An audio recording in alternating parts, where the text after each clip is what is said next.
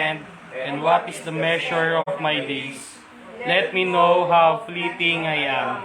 Behold, you have made my days a few handbreadths, and my lifetime is as nothing before you.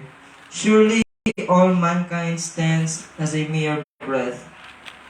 Surely a man goes about as a shadow. Surely for nothing they are on turmoil.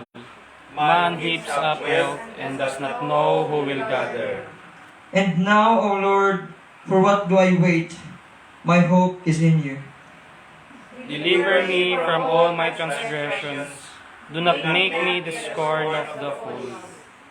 I am mute, I do not open my mouth, for it is you who have done it. Remove your stroke from me. I am spent by the hostility of your hand. I am perishing. When you discipline a man with rebukes for sin, you consume like a moth what is dear to him. Surely all mankind is mere breath. Hear my prayer, O Lord, and give ear to my cry. Hold not your peace at my tears, for I am a sojourner with you, a guest like all my fathers. Look away from me that I may smile again, before I depart and am no more. God bless our reading from the Psalms. Amen.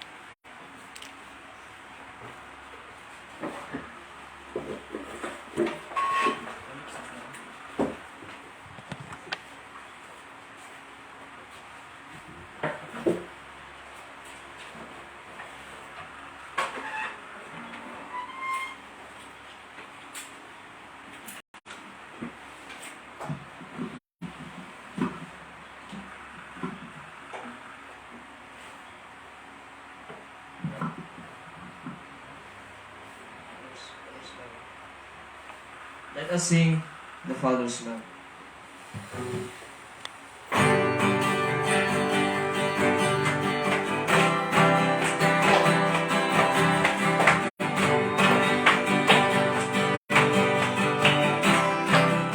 How has the sinner?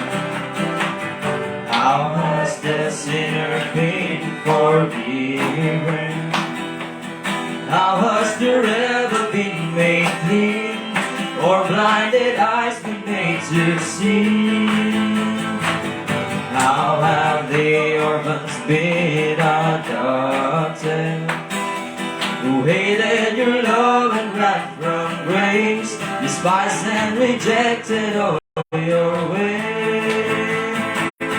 How wonderful the Father's love for us, that He would send His only Son to come and rescue us. He has saved us, called us blameless, guides us now and will sustain us.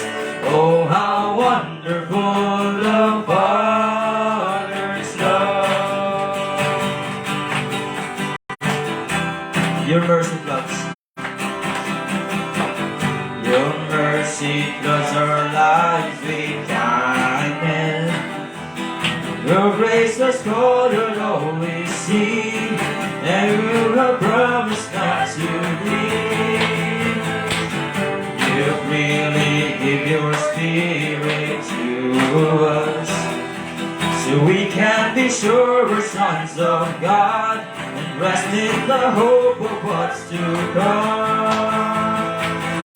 How wonderful the Father's love for us, that He would send His only Son to come and rescue us. He has saved us, called us blameless, guides us now and will sustain us. Oh, how wonderful the Father's love. The sufferings. The sufferings may fill our lives. We're confident we're heirs with Christ, and so we cry, Abba Father. The sufferings may fill our lives. We're confident we're heirs with Christ, and so we cry, Abba Father. How wonderful the Father's love, the Father's love for us, that He would send His only Son to rescue us. How wonderful the Father's love, the Father's love for us, that He will send His only Son to come and rescue us. How wonderful! How wonderful the Father's love, the Father's love for us, that He will send His only Son to come and rescue us. He has saved us, called us blameless, guides us now and will sustain us. Oh, how wonderful the Father's love.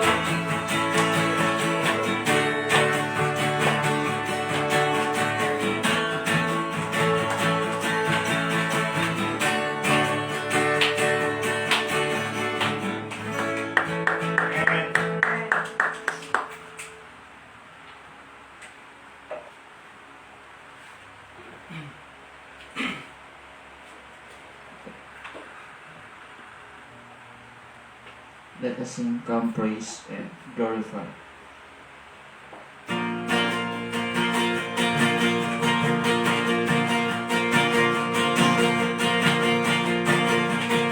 Come, praise, and glorify.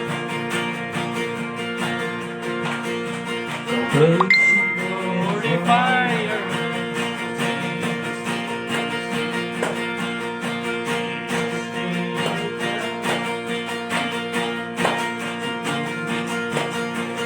Your name is unified, it is in us to be. Now we can adopt His Son eternally. To the praise of your glory, to the praise of your mercy and grace, to the praise of your glory, you are the God who saves.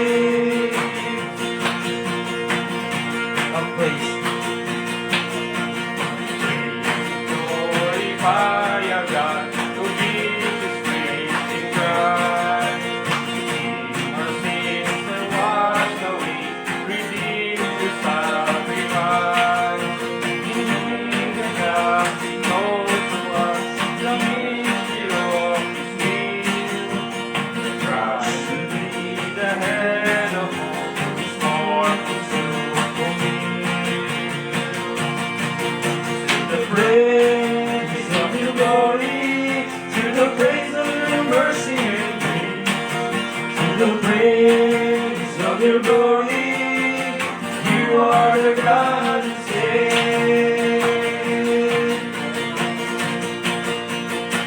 Verse 3, come, praise. Glorify our God when we believe the word. Through our faith we have seen the Spirit of the Lord. The Spirit that sees our hope, as in redemption's done. As we join in endless praise to God the King in one. To the praise of your glory, to the praise of your mercy and grace, to the praise of your glory, you are the God who saves. To the praise of your glory, to the praise of your mercy and grace, to the praise of your glory, you are the God who saves. To the praise of your glory, to the praise of your mercy and grace, to the praise of your glory, you are the God who saves.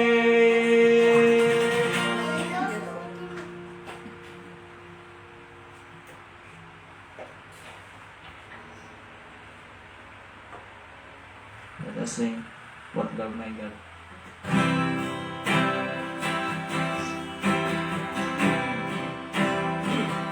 What love my God would bring you down to earth. What He would take a low and lonely bird. Yet to this dark and broken place you came to sleep beneath the stars that you have made. What love my God? What love my God would send the way to life, to walk the road rejected and despised, that you might know the weakness I possess, and be my rock of strength and righteousness. Oh, your love. Oh, your love, my God, like a flood, as heaven opened up, pouring out on us. Oh, praise the King who came to the world in His love like a mighty flood. What love my God? What love my God would hold you to the earth, to bear that overwhelming debt for me. The Son of Heaven leaves the Father's side. The healer bleeds, the life was made to die. Your love. Oh, your love, my God, like a flood, as heaven opened up, pouring out on us. Oh, praise the King who came to the world in His love like a mighty flood. What love my God? What love my God, so gracious and extreme, was strong enough to come and fight for me, to go through hell and down into the grave, and raise me up to see your face to face. You raise me up. You raise me up to see your face to face. Oh, your love. Oh, your love, my God, like a flood, as heaven opened up, pouring out on us. Oh, praise the King who came to the world in His love like a mighty flood. Oh, your love. Oh, your love, my God, like a flood, as heaven opened up, pouring out on us. Oh, praise the King who came to the world in His love like a mighty flood. His love like a mighty drum.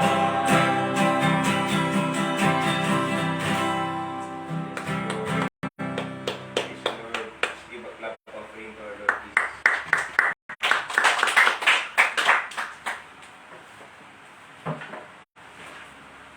Let's be seated.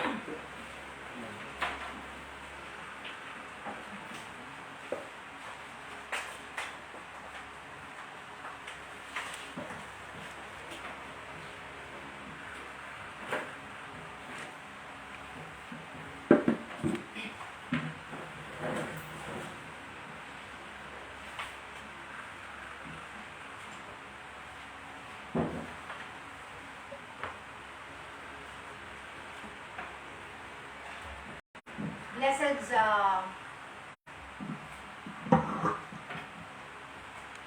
Blessed Sunday morning, Fideans, and Happy New Year sa ating lahat, mga kapatid sa pananampalataya. Happy birthday kay Sister Trining, no, na nag-celebrate ng birthday niya nung nakaraang December 29. Hindi ako nagkakamali. So, siguro pwede natin kantahan siya ng birthday song. Happy birthday to you. Happy birthday to you. Happy birthday, happy birthday, happy birthday to you. May the Lord God bless you. May the Lord God bless you. May the Lord God, may the Lord God, may the Lord God bless you. Happy birthday, sis, Trining.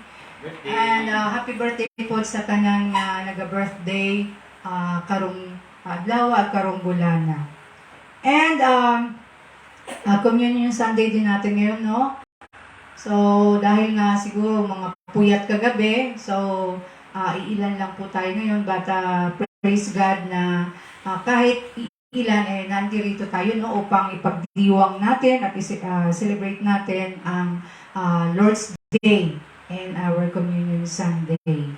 Ayan. And siguro, imumove natin yung ating meeting next Sunday, Lord willing, dahil hindi naman tayo kompleto. So, kailangan kompleto tayo kapag nag-meeting tayo and para ma-present yung ating magiging plano para sa year 2023, no, at saka yung mga activities natin dito sa church. And syempre, upang mapag-usapan na rin yung ating church na. Ayun. And siguro ngayong darating na mga linggo, umpisa na po natin yung ating small group, no, after ng worship service. Kailangan na po natin umpisahan yan, no? Para syempre magkaroon din tayo ng pagnilay-nilay sa ating mga maririnig na mensahe. Yun lamang po sa ngayon, and naway maidiin, no, sa ating isipan yung salita ng Diyos na ating maririnig ngayon mula sa servant ng Panginoon.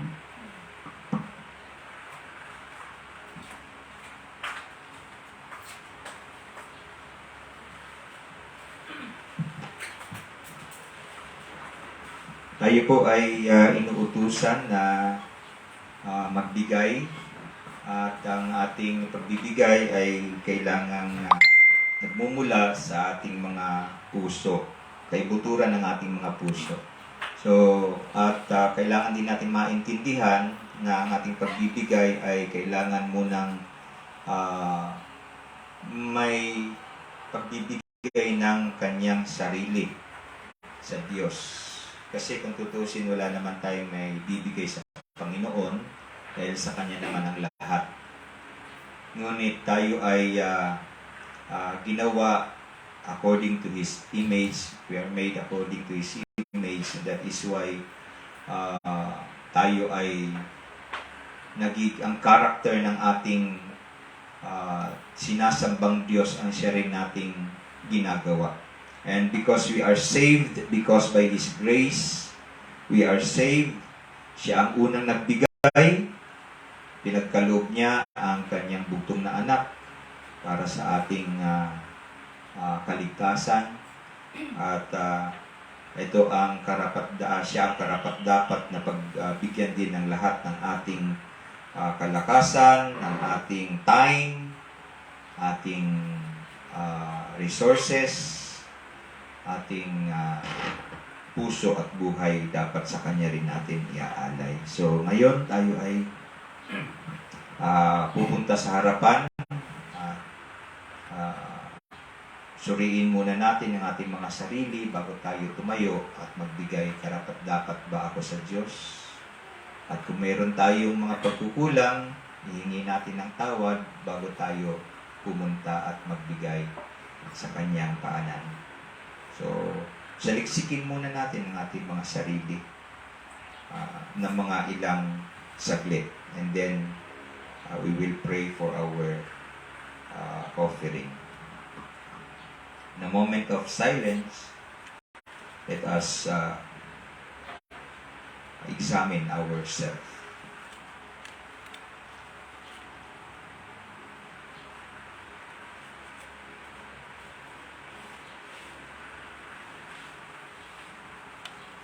Dakilang Diyos na makapangyarihan, may-ari ng buong universe, may-ari ng lahat-lahat, may-ari ng aking buhay, ng aming mga buhay.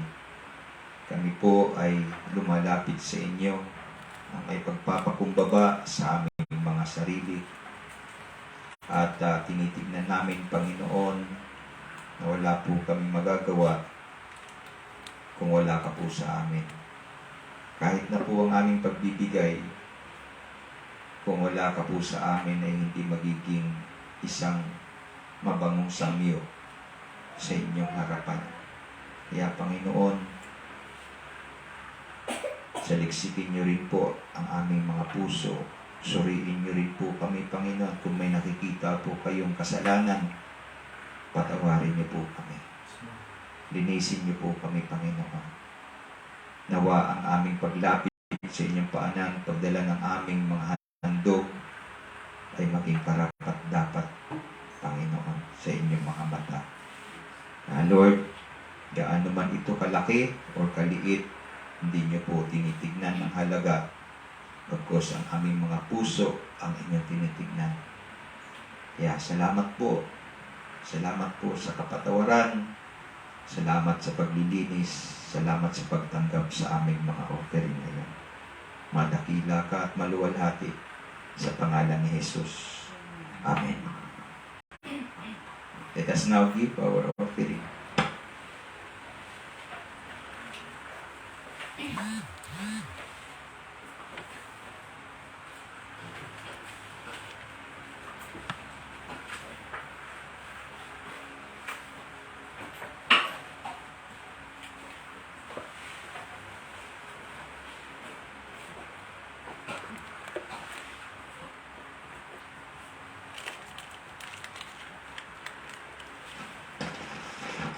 Tuloy-tuloy na po tayo sa ating mensahe at nanyayahan ko po ang lahat na buksan ang kanilang mga Biblia.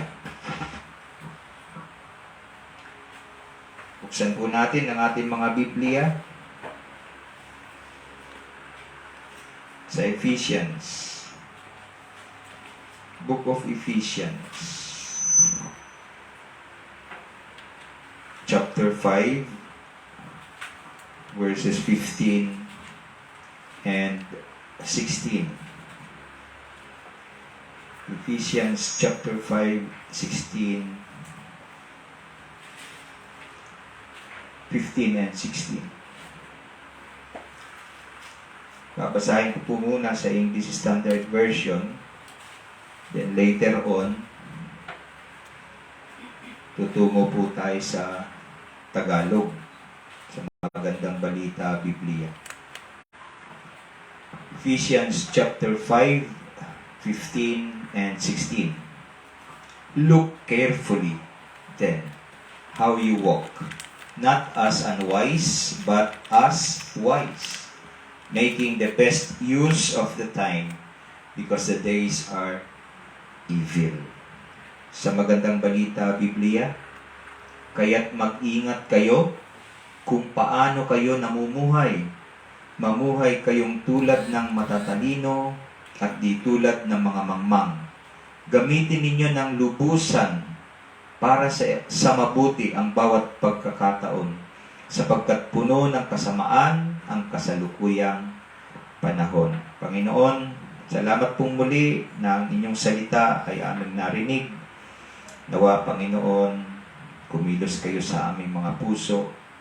Baguhin niyo po ang aming mga pag-uugali sa pamamagitan ng inyong salita. Gawin niyo po kaming doers of your word, O God. Madakilak at maluwalhati sa pangalan ni Jesus. Amen. So, ang title po ng ating message ngayon ay Redeeming the Time. Redeeming the Time.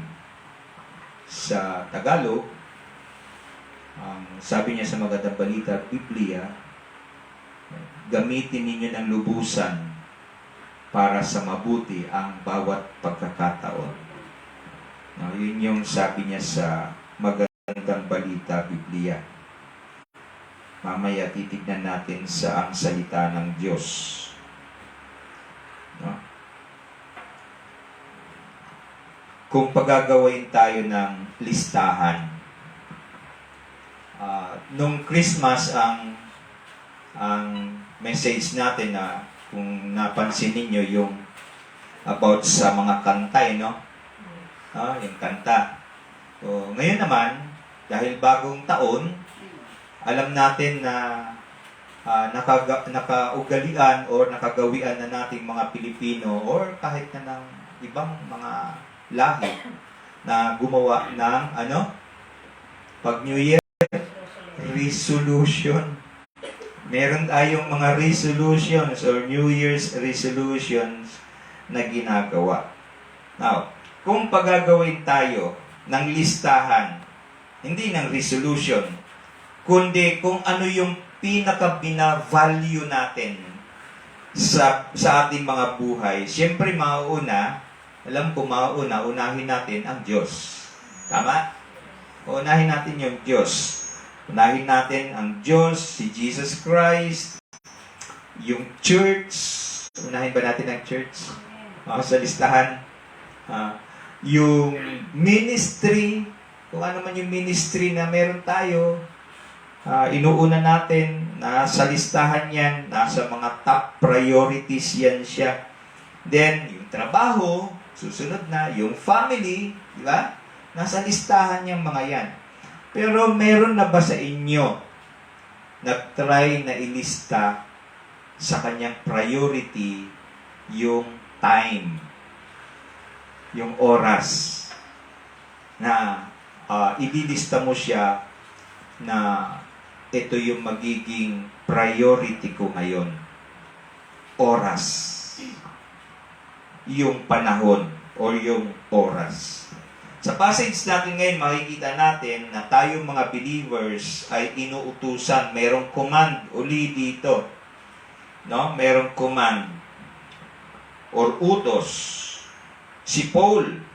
At titignan natin yung dalawang utos dito na makikita sa passage natin. Unang utos, sabi niya, be careful how you walk. Or sa English Standard Version, sa King James Version to. Hindi pala, sa New American Standard Bible. Sa English Standard Version, sabi niya, look carefully then how you walk. No? So, in other words, be careful.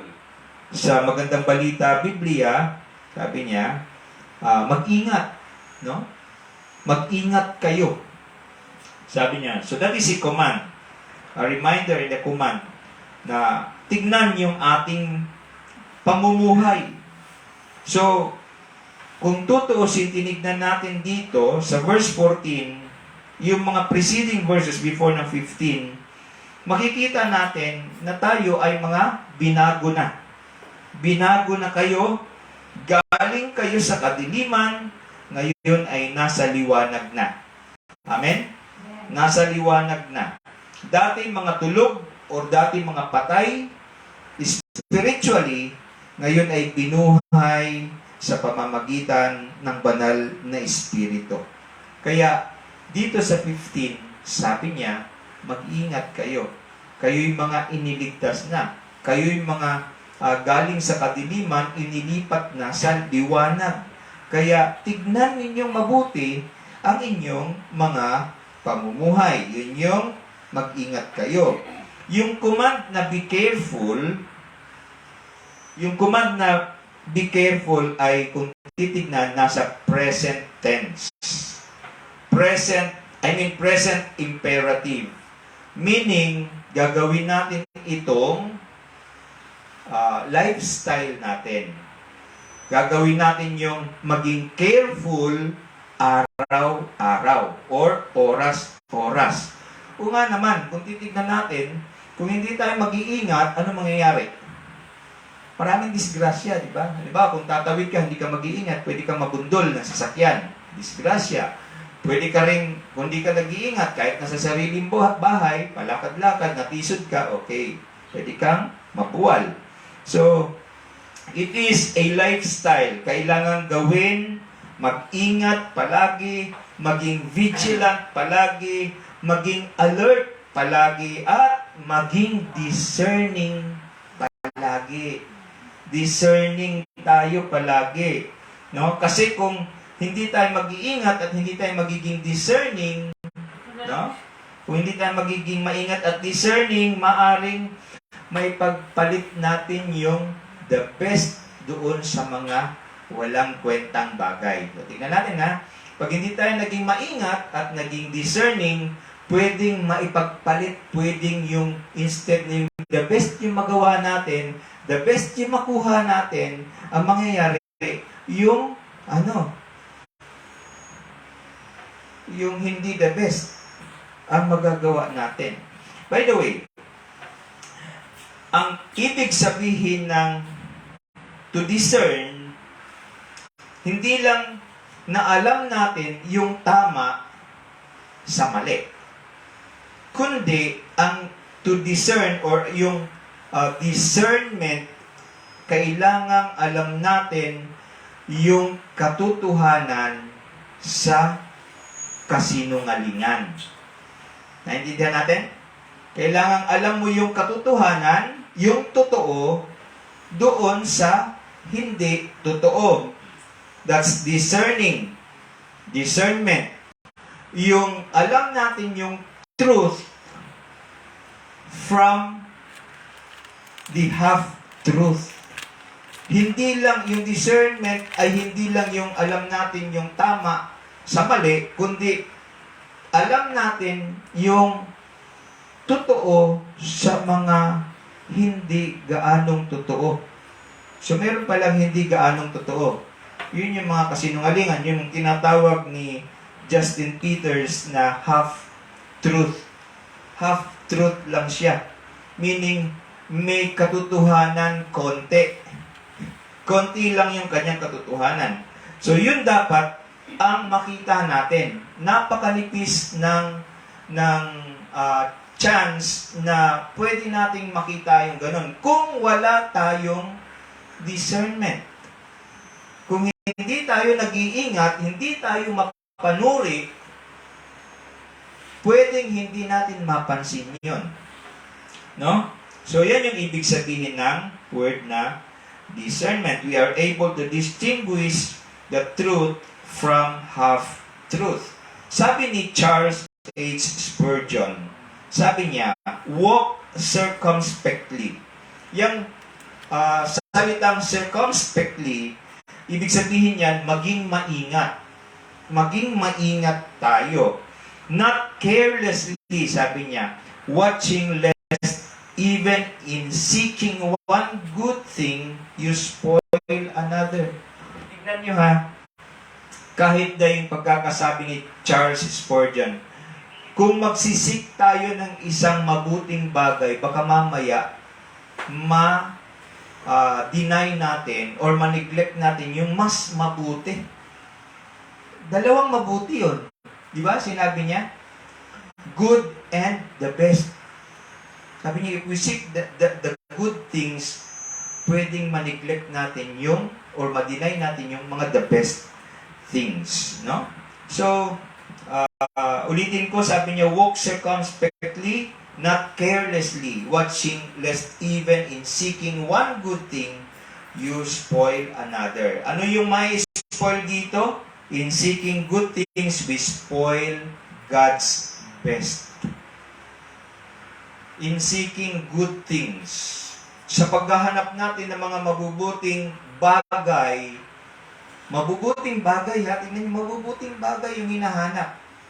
Anong nai-spoil, nalalaktawan, or nakakaligtaan, or naiiwasan, or hindi natin nagagawa? Yung God's best thing. Yung pang-Diyos. No? Another one, sabi ni Charles Hummel. Magagaling to mga Charles. Kaya kung magkaroon kayo ng anak, pangalanan yung Charles. No? Charles Hummel. Sabi niya, our greatest danger is letting the urgent things. Yung danger daw sa buhay natin is letting the urgent things, which are secular things, crowd out the important things. Yung mga urgent, kina-crowd out niya yung mga important things. Catch up natin. Our problem is that too often we live by life's demand instead of God's priorities. Inuuna natin yung mga demands kaysa sa Diyos. Yung priority natin is yung secular instead of spiritual. No? So, kaya ang sabi ni Paul, mag-ingat tayo lagi mga kapatid. Maging mapanuri at maging handa sa lahat ng pagkakataon. Maging handa sa lahat ng pagkakataon. Sabi niya nga, maging wise, sabi niya. How you walk not as unwise, but as wise. So maging wise as the serpent, but innocent as doves. Sabi ng Matthew chapter 10 verse 16. So yun yung unang utos. Sabi niya, sabi nga ng New International Version, be very careful. May very. Sabi niya, be very careful. Yun yung unang command sa atin sa passage na to. Pangalawang command, sabi niya, redeem. Redeem. Sabi niya, sa Greek, yung redeem is exagorazo or ex-agorazo. Ex-agorazo, meaning to buy out of the marketplace. Yung agora or agorazo is market. Kaya agora. No? Palengke, agora. No? Exagorazo meaning to buy out of the marketplace. Ito yung isang, titignan natin, pinipicture out dito, isang negosyante na matyagang naghahanap ng mga binabargain na mga bagay para yun yung bilhin niya. Sino negosyante dito? Di ba? Naghahanap, naghihintay, ano kaya pwedeng yung mura, pumupunta doon. Halimbawa, doon sa mga ukay-ukay, di ba? Yung mga magaganda, pinipili niya. Hinihintay niya yung mga bagong dating. Napanood niyo sa Cebu. No? Nag-uunahan, nagtutulakan. Bakit? Kasi gusto makuha yung mga bago. Yung binabargain. Yun yung, ito yung picture ng tinatawag na exagorazo. No? Isang negosyante na matyagang naghahanap ng mga binabargain sa bagsakan, yung mga nagtitinda, pumupunta sa laray, di ba, nagtitinda ng gulay para makabili ng mura, and then bibenta rin upang magkaroon sila ng ganansya. Nagtsatsagang maghintay, maingat na pinipili ang bawat item na ibibenta, nakikipag-unahan, nakikipag-agawan, no? Nakikipagsiksikan. Yan yung picture na tinitignan natin ngayon. No? Ayaw niyang ma-miss ang mga opportunities. So yun, ayaw niyang ma-miss yung time or yung opportunities. Yung redeem na salita, again, ay nasa present tense. Ganun pa rin. Ang ibig sabihin, gawin mo ito araw-araw. Maging lifestyle din natin. Ito yung araw-araw na pinapractice o ginagawa natin. Binabantayan natin yung mga pagkakataon or mga divine opportunities. Now, sino na nagbabantay dito ng mga divine opportunities na pinagkakaloob ng Diyos sa ating mga mananampalataya? Mayroon ba na? May napansin na kayong opportunity na dumating sa inyo na ipinagkaloob ng Diyos? Yung opportunity dito is yung time, ha?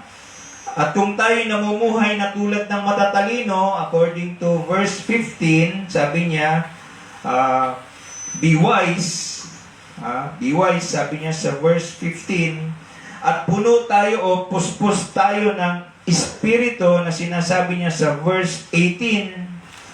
Sabi niya, do not get drunk with wine, but be filled with the Spirit, sabi niya sa verse 18. Kung puno tayo ng Espiritu, alam niya ano mangyayari? Magiging alerto tayo sa mga opportunities na dumadating sa buhay natin. Magiging alert tayo. Kung meron tayo nitong dalawa, if we're living wisely ha, biblical na salitang wise, at kung puspos tayo ng banal na Espiritu, puno tayo ng banal na Espiritu, puno tayo ng Espiritu, magiging alerto tayo lagi. Alert tayo sa mga dumadating na mga opportunities sa bagsakan.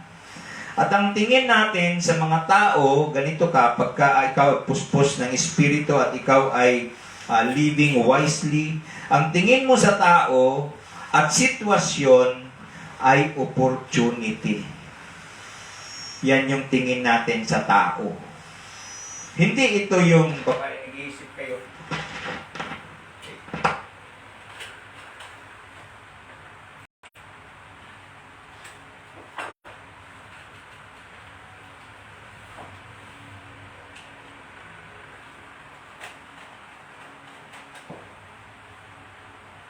Hindi ito yung hindi ko minimin yung opportunity na magiging opportunista tayo, naghahanap lagi ng malalamangan. Hindi yung ganon. Kundi tinitingnan natin as being filled by the Spirit, no? Being filled with the Spirit, no? Tinitingnan natin na opportunity yung taong nakakasalamuhan natin at yung sitwasyon na nararanasan natin. Ito yung ating pagtingin. Kundi,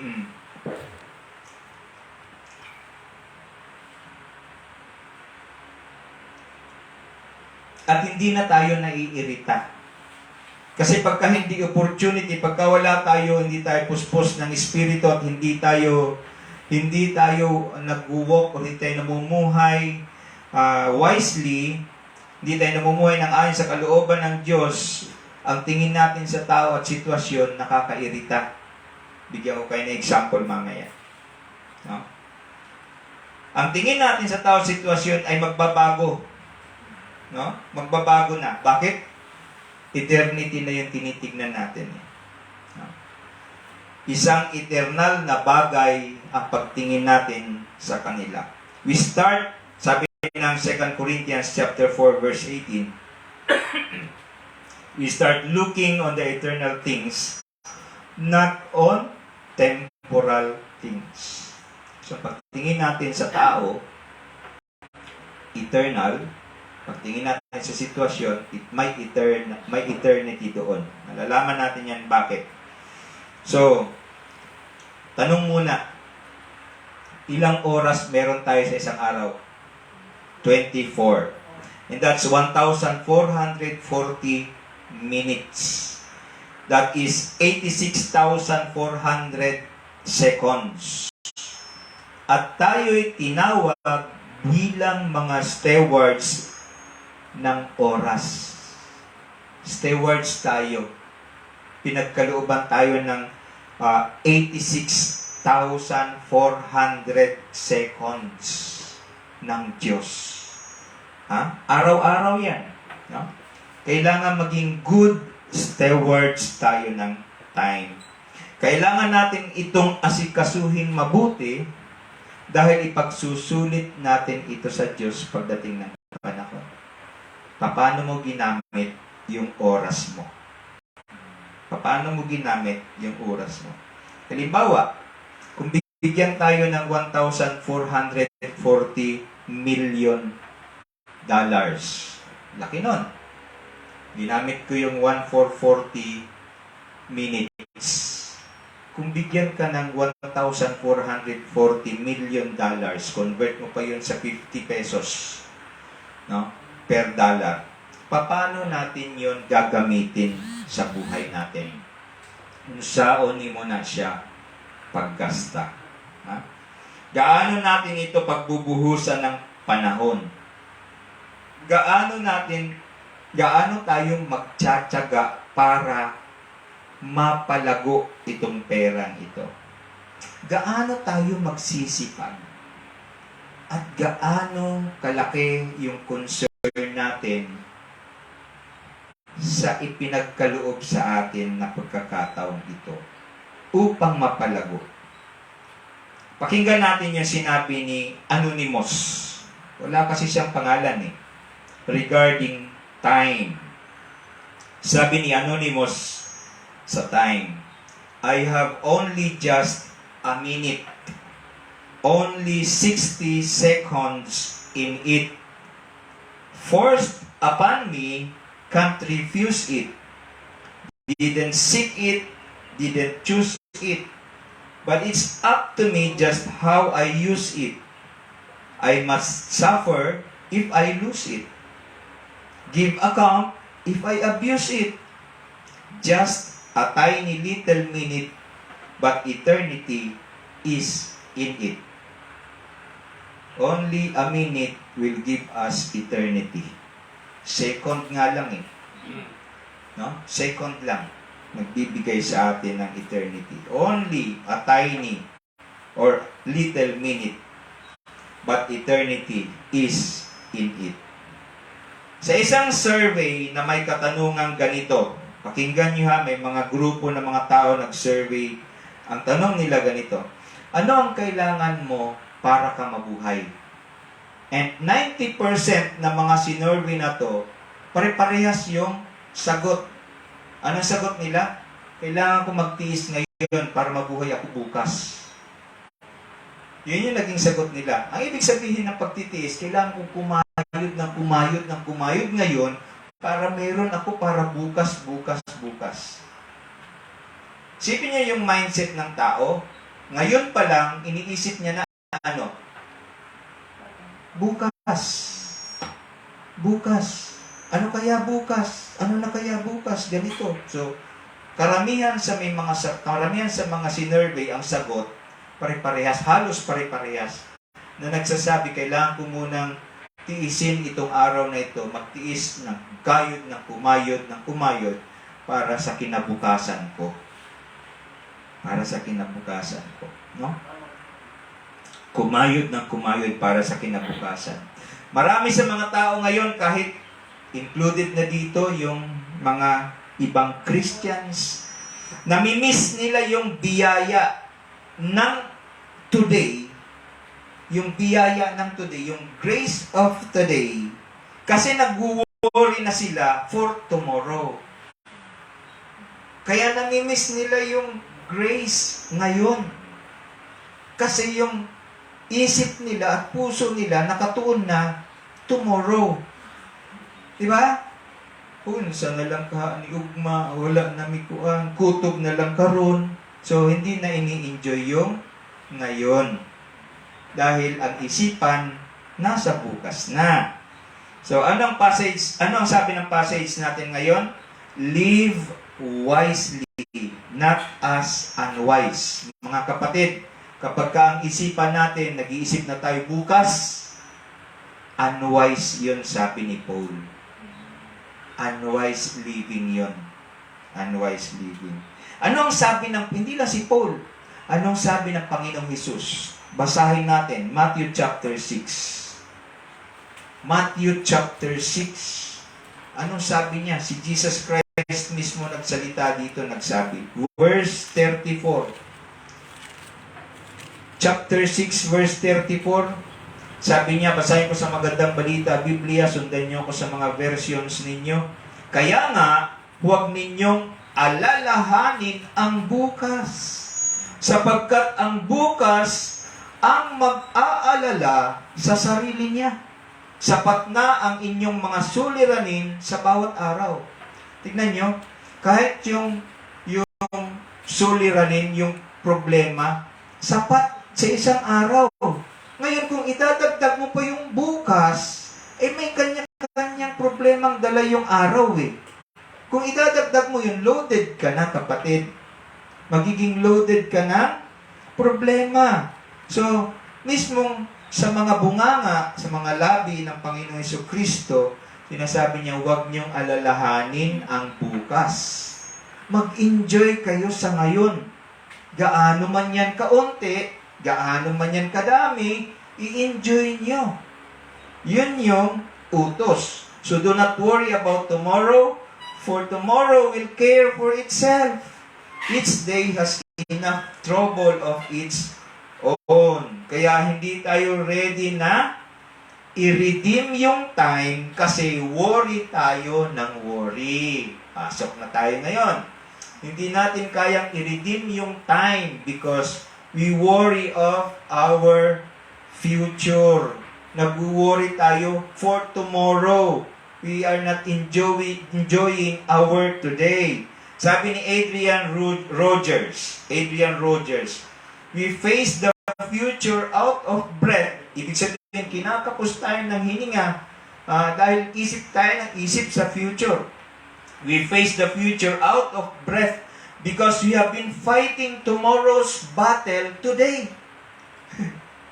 We are fighting tomorrow's battle today.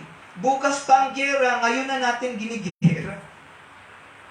Instead na bukas pa yun, ngayon mo na ginagawa. Nakikipaggera ka na ngayon. Kaya ano nangyayari? Nasusuffocate. Nasusuffocate tayo.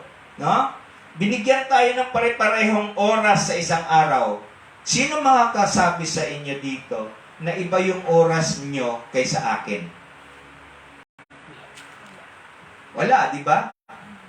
Ilang oras, sabi ko kanina, 24 hours meron tayo sa isang araw. Ilan ang binigay na oras sa'yo? 23 lang ba or 25? Pare-parehas naman tayo, di ba? 24 hours. Ang ipinagkaloob, pare-parehong oras. Ang diferensya lang ay kung paano natin ginagamit itong divine gift of time na ito. Paano mo ginagamit yung gift of time? Ha? Kaya maa-appreciate lang natin yung eternity. Ma-appreciate lang natin yung eternity kung tama ang pagkakagamit natin ng panahon o ng mga oras natin. Never mong ma-appreciate yung eternity. Why? Kasi yung 24 hours hindi nga tama pagkakagamit mo eh. How much more yung eternity? Si Francis Chan, gamitin ko muna siya, although hindi na natin siya sinusundan. Ang ganda ng kanyang pagkaka-illustrate dito. Gumawa siya ng isang napakahabang PC. Tapos, linagyan niya yung pula ng dulo. Alam nyo, ang tayo ng mga tao, nakafocus doon sa pula, nagaganyan laang kahaba. Ito yung tinitignan natin lagi. Doon tayo nakafocus sa pula. Pero yung walang kulay na pagkahaba-haba, hindi natin tinitignan. Worried tayo dito sa pula na to. Hindi natin tinitignan yung the rest ng rope na yon.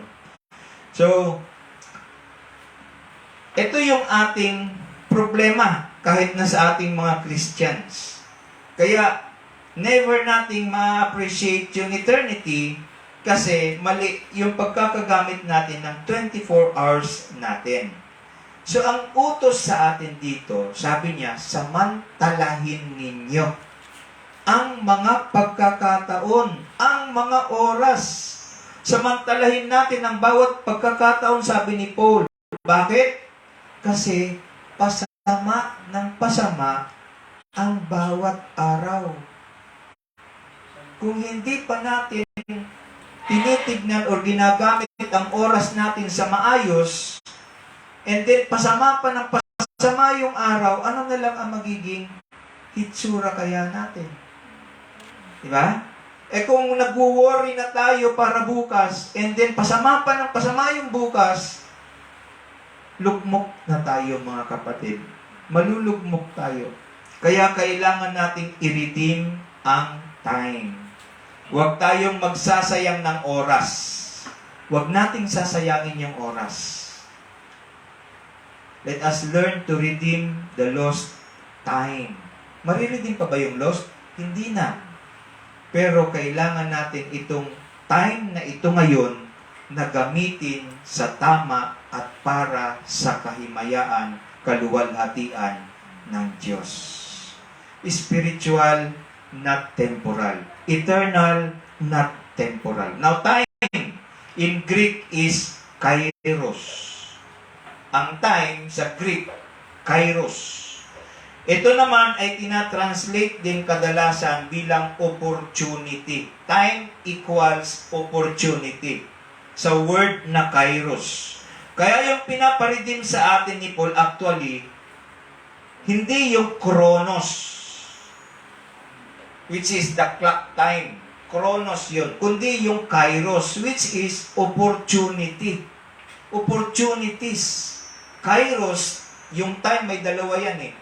Ang ibig sabihin, ang Greek word ng time, isa is kairos, yung isa is chronos. Yung kairos is opportunity, yung kairos is clock time. Ito yung 24, yung mayroon tayong seconds, minutes, and hours. No? So, sabi ni Paul, sabi niya, take advantage of this kairos, sabi niya. Why?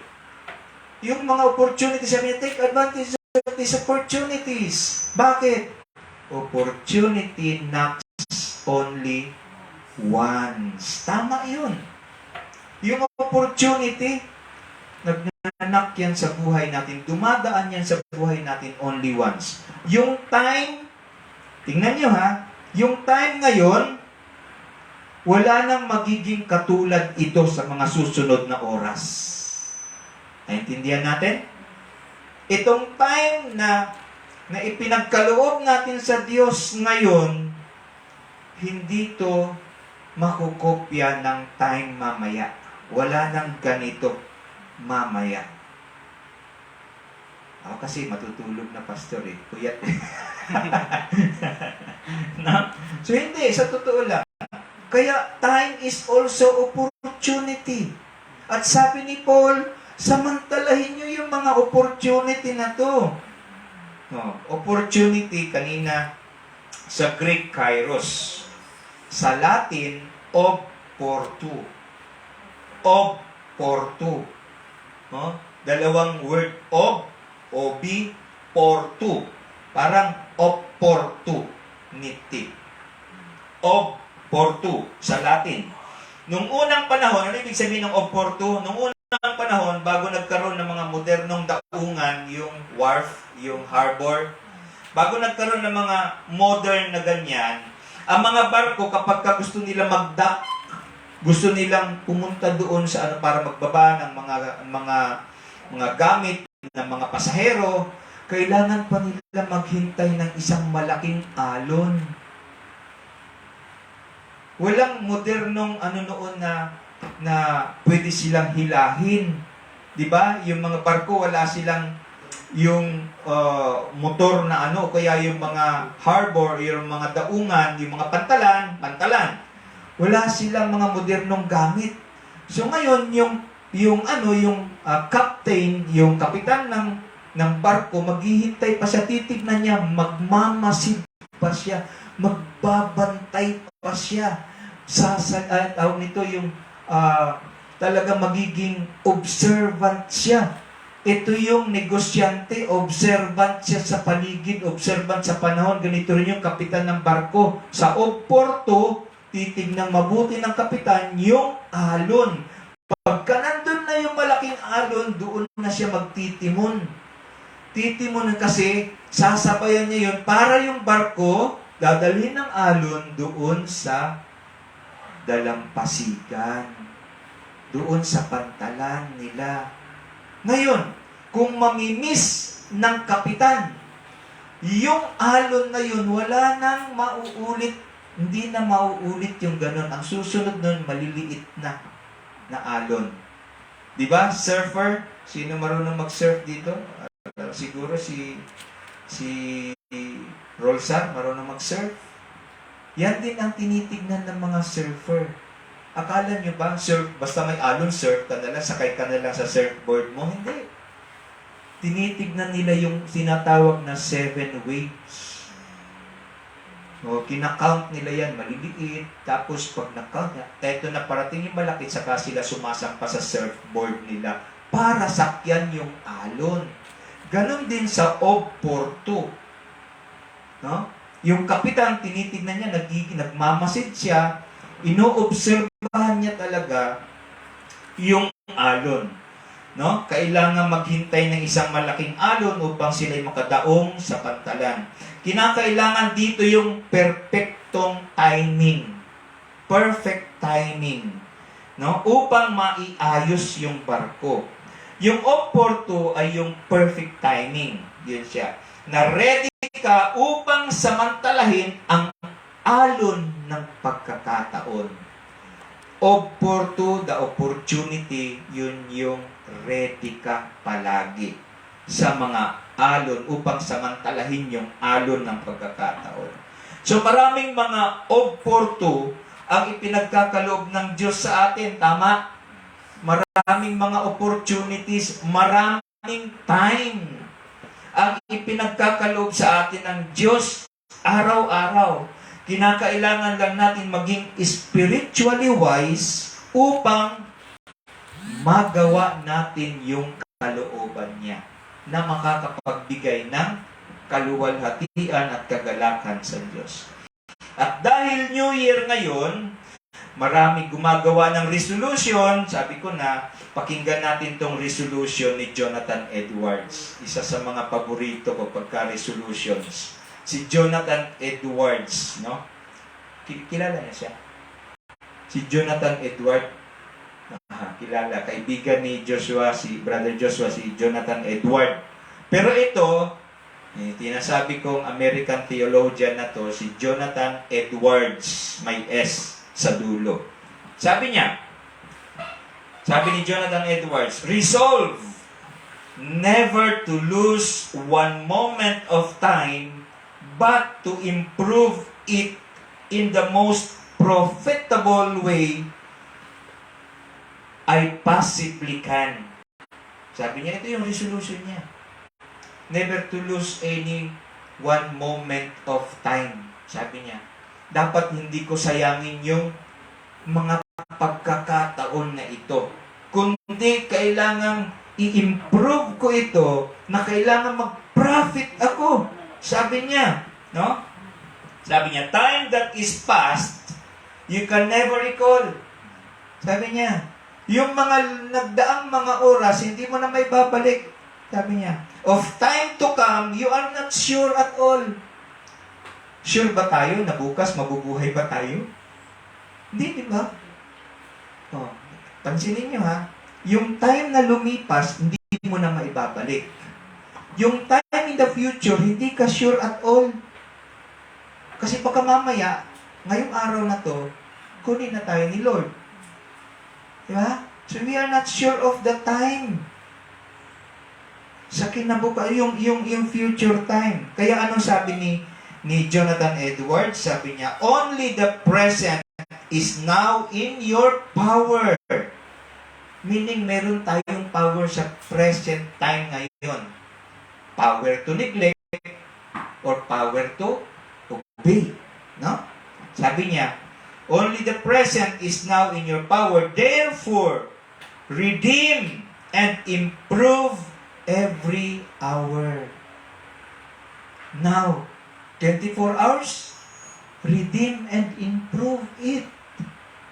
Sabi niya, improve. New Year ngayon, di ba? New Year ngayon, ano yung mga nagdaan ninyong mga panahon noon, oras, yung opportunity na naglabay kaniadto sa inyo. Last year, ayaw na itong usba karon.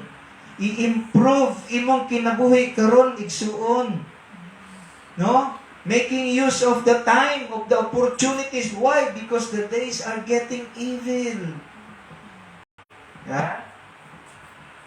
Now, bakit niya nasabi ito? Wala kasing time out sa buhay. Meron bang time out sa buhay? Sa basketball lang, di ba may time out? Sa sports lang, may time out. Sa buhay, walang time out. O kaya, hindi pwedeng i-replay or i-rewind ang buhay.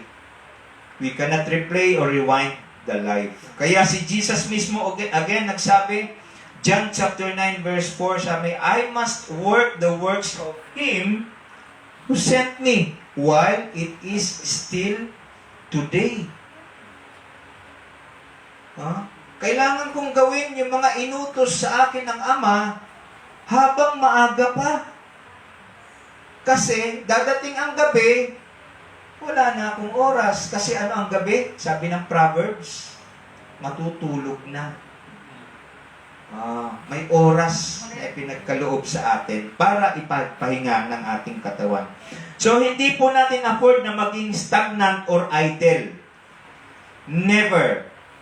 A Christian should never be stagnant or idle. No? Meron pong command sa atin, mga Kristohanon. No? Bawat isa sa atin ay inuutusan.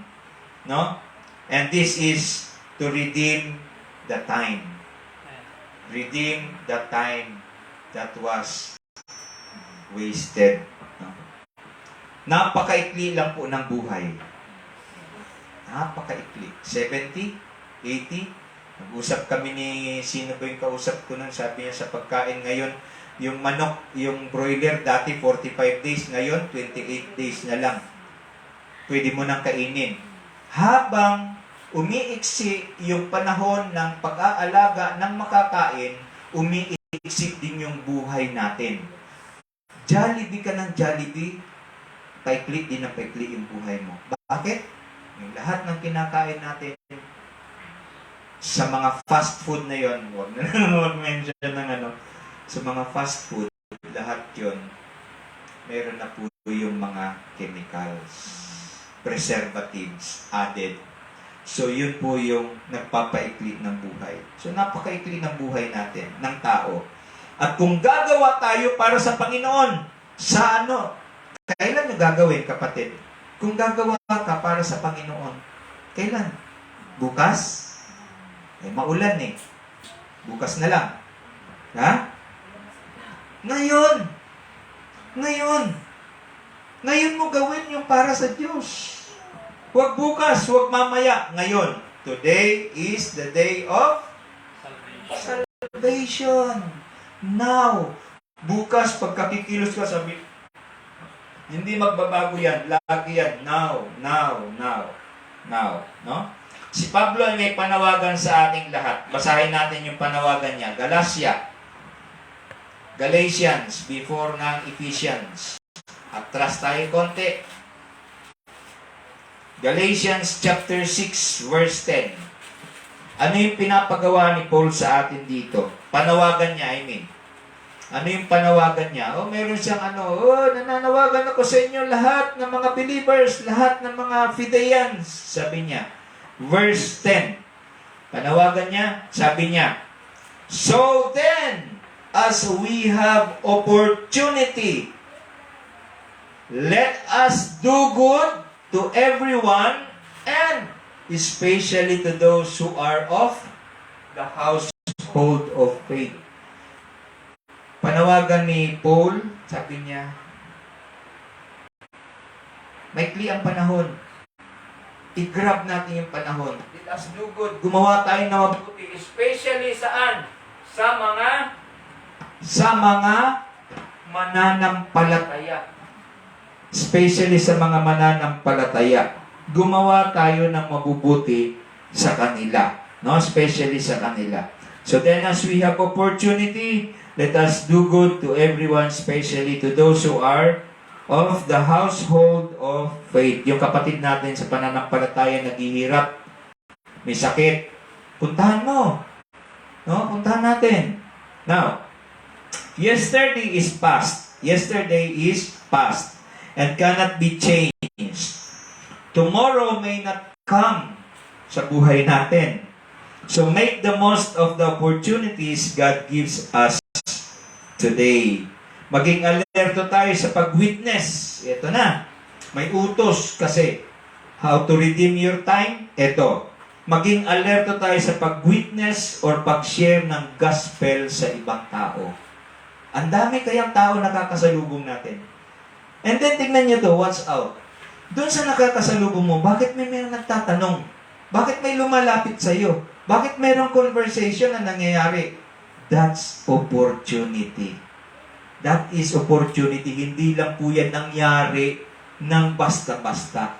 Ipinagkaloob po ng Diyos yung time na yan para sa iyo na Christian na i-share sa Kanya yung gospel. Ha? Oh. Upang maipahagi natin si Kristo sa iba. Anong nangyari? Hindi natin na ibabahagi si Kristo sa iba kahit na nandyan na yung pagkakataon. Why? Because masyado tayong occupied sa ibang bagay. Occupied tayo sa ibang bagay, sa mga makamundong mga bagay. Kaya dumadaan na lang sa harapan natin yung opportunity to share the gospel. Dumadaan na lang. Diba? Sayang. And then later on, sa pag-uwi natin sa bahay, sayang. Alam nyo, nung minsan, nangyari sa akin ito eh. Nandyan na yung pagkakataon. Nag-usap na kami. Lumapit siya sa akin. Nag-usap na kami. Nagtanong na about the spiritual na bagay. No? Sinagot ko lang pero hindi ako nakapag-share ng gospel sa kanya. At anong nangyari?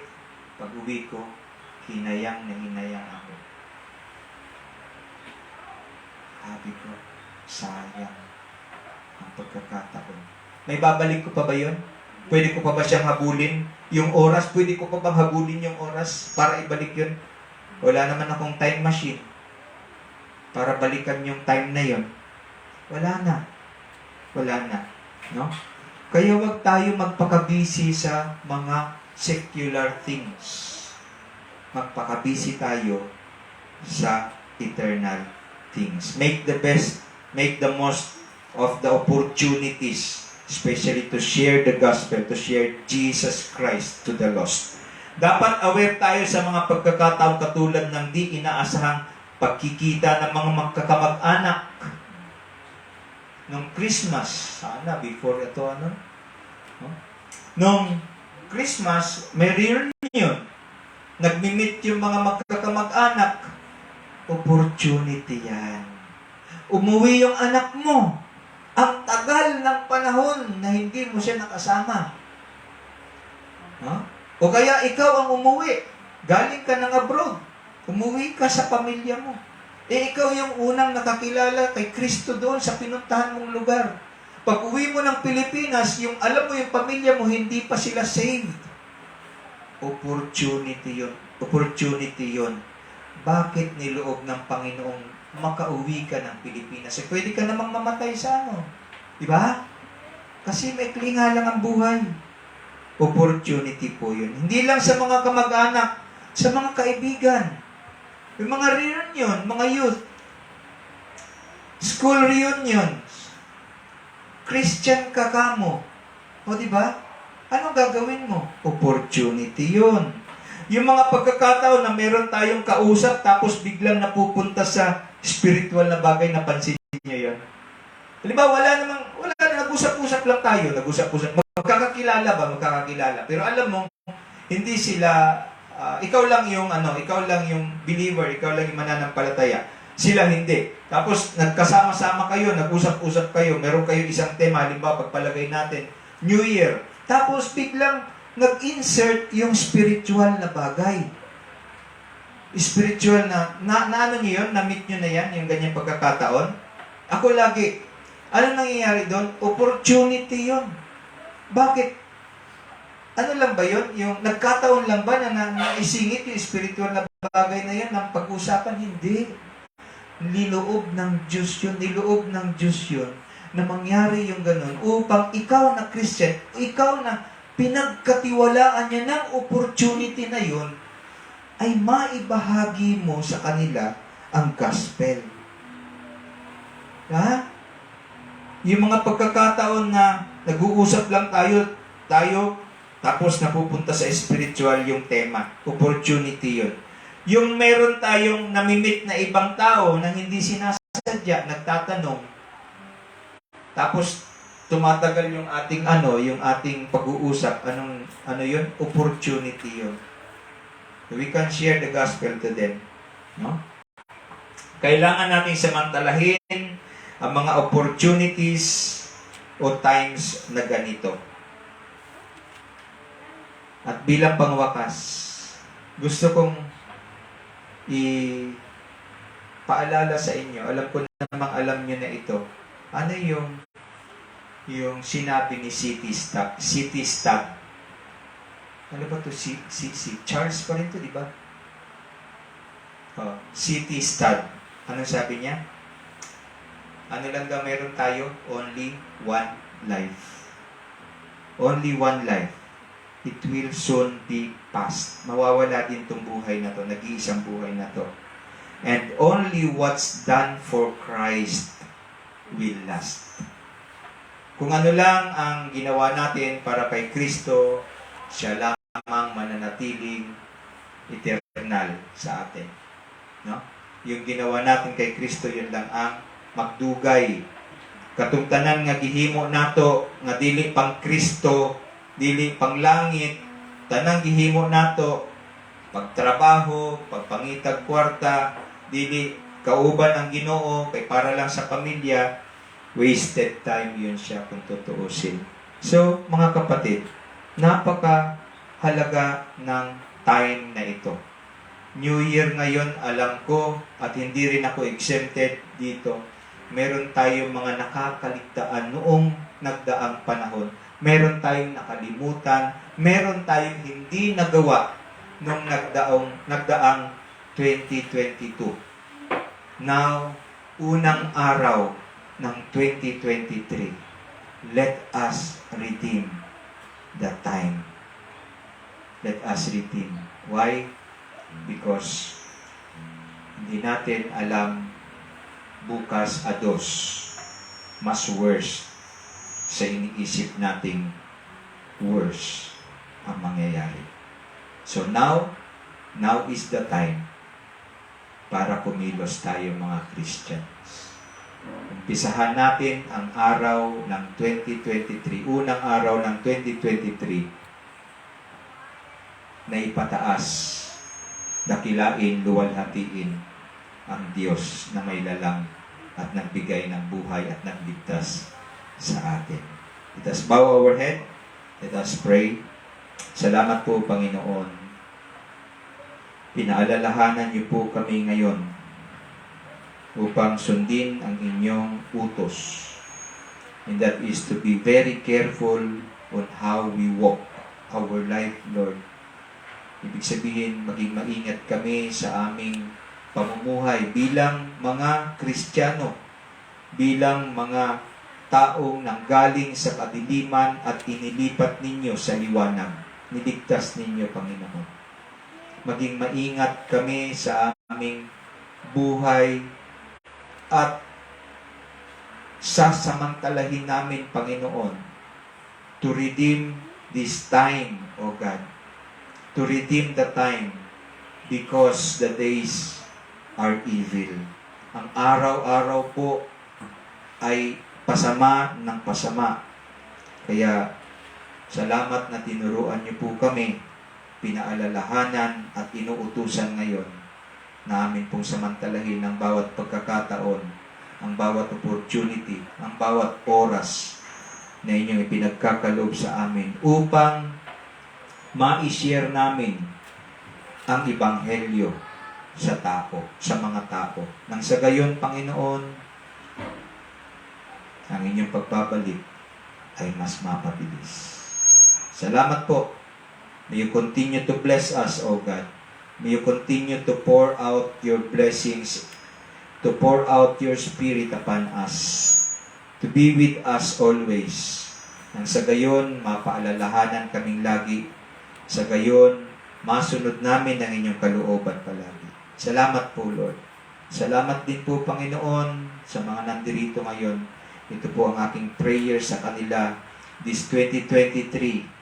Pasiglahin niyo po ang kanilang buhay espiritual, Panginoon, na mas lumalim pa po kami sa aming pagkakakilala kay Kristo Jesus bilang aming Panginoon at tagapagligtas.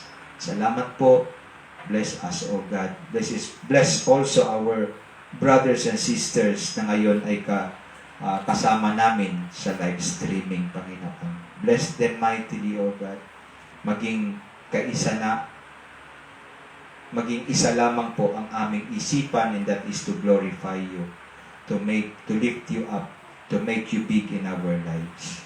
And thank you, Lord. Ikaw po ang lahat sa amin. And glory sa inyo lang namin ipinagkakaloob. This we pray in Jesus' name. Amen and amen. Let us all stand.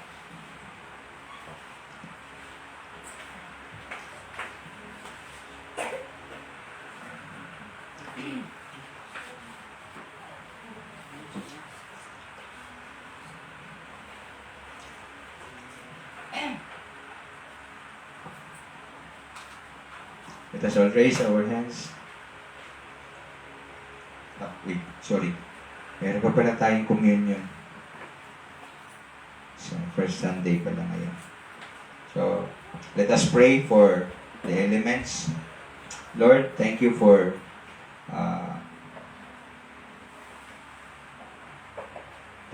this time, O God, na maalala namin ang inyong ginawa sa cross more than 2,000 years ago. You offered yourself, O God, para po sa amin. Instead na kami po ang magdusa, parusahan, i-torture, inako niyo po ito, Panginoon. Kayo po ang namatay sa cross, kahit na kayo na walang kasalanan, nang sa gayon ang inyong righteousness ay mapunta sa amin na mga makasalanan. We are not worthy, O God. Ngunit ipinagkaloob niyo po ito. Kusang ipinagkaloob ninyo sa amin. That is how gracious you are, O God. And we are so grateful. Nagpapasalamat po kami. Sa araw na ito, aalalahanin namin ito, Panginoon, ng may kagalakan sa aming mga puso. We will remember this day, yung inyo pong ginawa para sa amin. As we partake of this bread and this cup, make us worthy again, O God. Cleanse us. Make us worthy to receive this with joy in our hearts. Thank you po. And we lift you up. Ikaw po ang lahat sa amin. In Jesus' name. Amen. Now,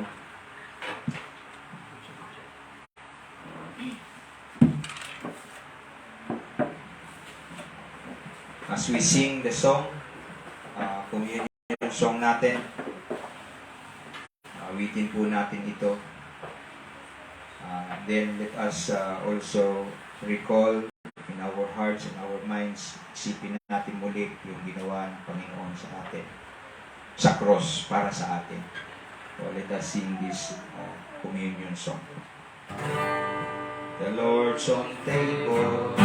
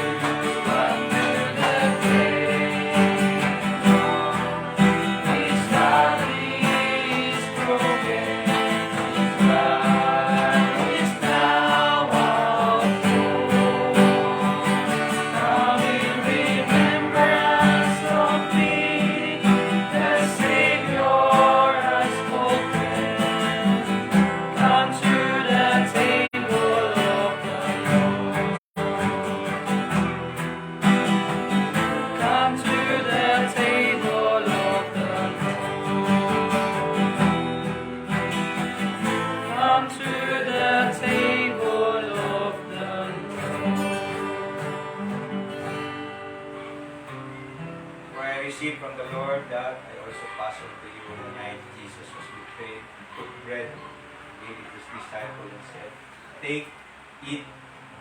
This is my body, broken for you. Do it in remembrance of me." In the same manner, he took the cup. After giving thanks, he gave the cup to his disciples and said, "This is the cup of my blood, the blood of the new and everlasting covenant. It will be shed for you and for all, so that sins may be forgiven. Do this in remembrance of me. For as often as you eat this bread and you drink this cup, you proclaim the Lord's death till He comes." Lord, again, thank you po. You considered and you give us the right, O God, to partake in this Lord's Supper. And we thank you, O God, for the remission and forgiveness of sins. And thank you that we have this to recall every moment na inyo pong naranasan sa cross. And O God, salamat po na pagpapatuloy po namin ito with joy in our heart, remembering you, remembering your grace, O God. Nasa gayon, ma-proclaim din namin, Panginoon, how gracious you are sa buhay ng ibang tao na lamang sa inyo. Salamat po. Make us worthy to receive this bread. Let us come and enjoy the Lord's table.